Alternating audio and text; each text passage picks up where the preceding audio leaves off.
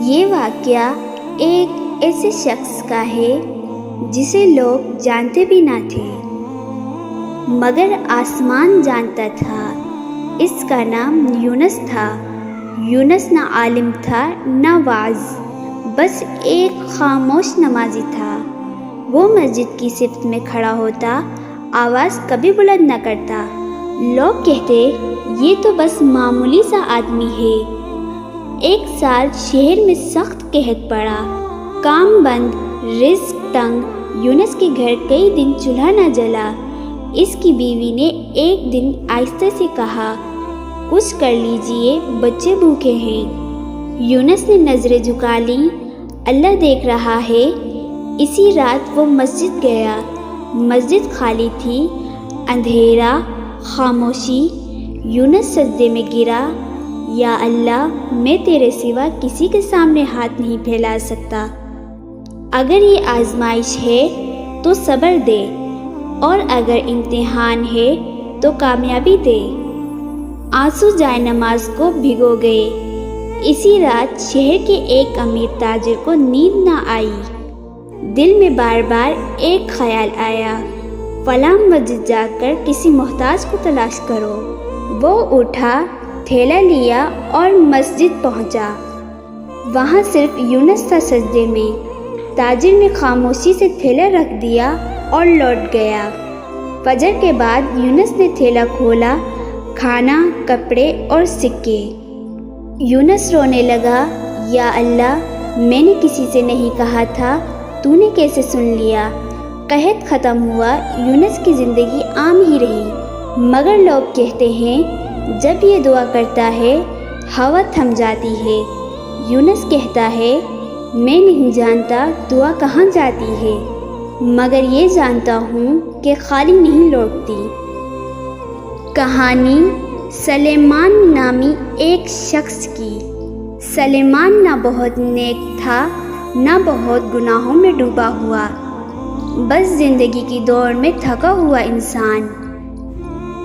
نماز پڑھتا تھا مگر جلدی میں دعا مانگتا تھا، مگر دل کہیں اور ہوتا۔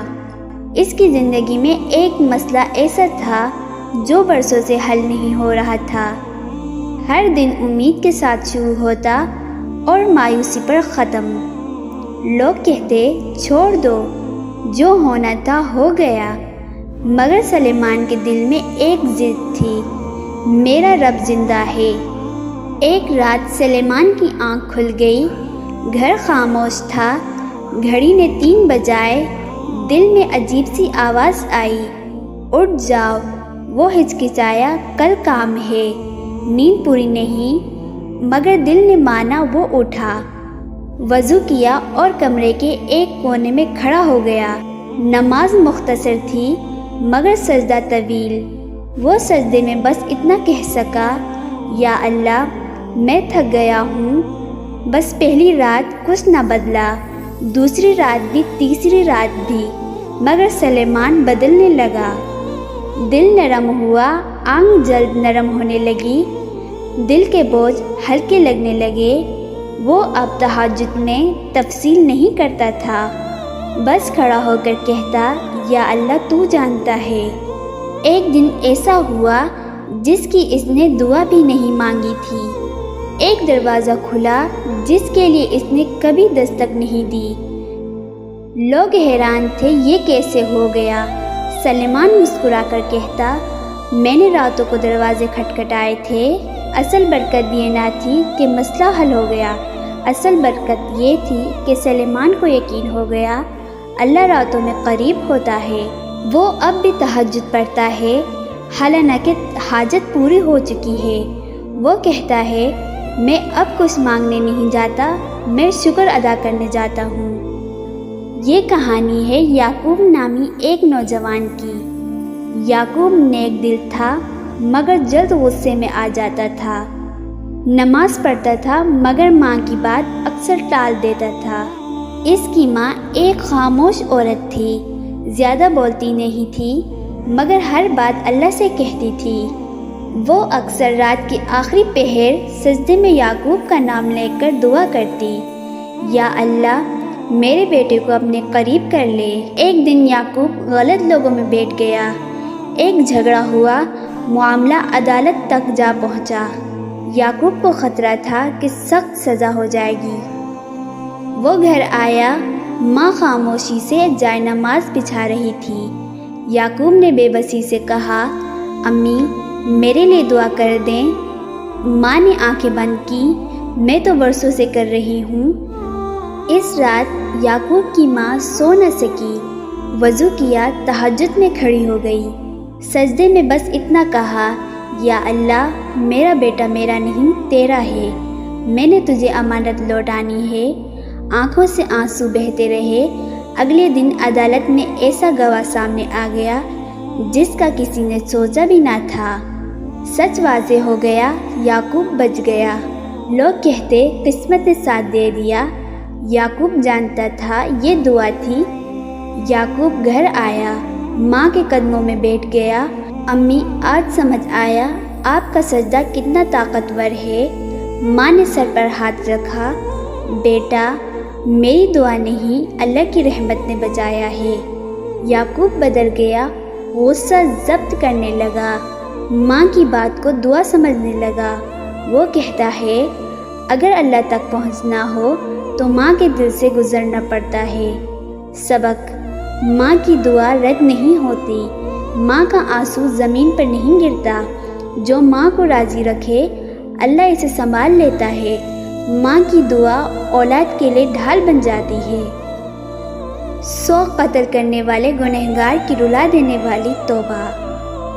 یہ ایک ایسے شخص کی داستان ہے جس کی زندگی گناہوں سے سیاہ ہو چکی تھی۔ وہ 99 انسانوں کا قاتل تھا۔